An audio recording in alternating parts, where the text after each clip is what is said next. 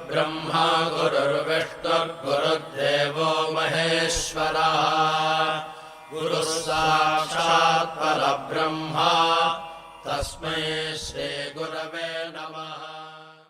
ഓം ശ്രീ സായിരാം. നാം ഇന്നലെ കുമാരസ്വാമിയുടെ വടയെക്കുറിച്ച് പറഞ്ഞല്ലോ, അതിൻ്റെ തുടർച്ച കൂടി കേൾക്കുക. കുമാരസ്വാമി വീണ്ടും ഭഗവാന്റെ കാർ ഓടിക്കാൻ തുടങ്ങി. ഇടയ്ക്കിടയ്ക്ക് തേങ്ങൽ കേൾക്കാം. പുഞ്ചിരിയോടെ പുറകിൽ യുവാവായ ബാബയും. ഡ്രൈവറുടെ തേങ്ങലിന് ഒരു വലിയ കാരണം കൂടി ഉണ്ടായിരുന്നു.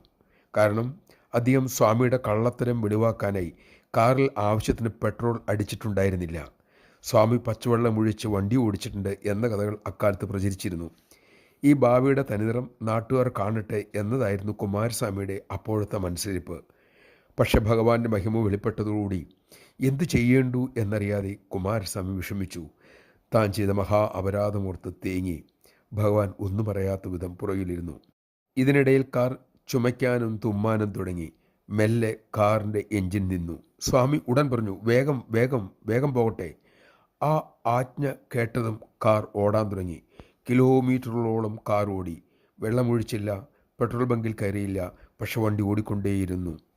എന്താണ് തനിക്ക് സംഭവിക്കുന്നതെന്ന് അറിയാതെ സ്റ്റിയറിങ്ങിൽ പിടിച്ച് കുമാരസ്വാമിയും ഇരുന്നു. ഒടുവിൽ കാർ ഉദുമൽപേട്ടയിലെത്തി.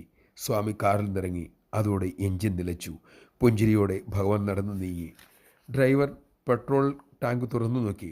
പെട്രോളില്ല. ഇതുവരെ വണ്ടി പെട്രോളില്ലാതെ തന്നെ ഓടി. ലോകത്തിൻ്റെ ഊർജ്ജസ്രോതസ്സായ ജഗദീശ്വരൻ വണ്ടിയിലിരിക്കുമ്പോൾ വേറെ ഒരു ഊർജം എന്തിനാണ്? ചിന്തിക്കൂ. പിന്നീട് ഓടി നടന്ന് പെട്രോൾ സംഘടിപ്പിച്ച് വണ്ടിയിൽ ഒഴിച്ചിട്ടാണ് കുമാരസ്വാമിക്ക് വണ്ടി സ്റ്റാർട്ട് ചെയ്യാൻ കഴിഞ്ഞതുപോലും.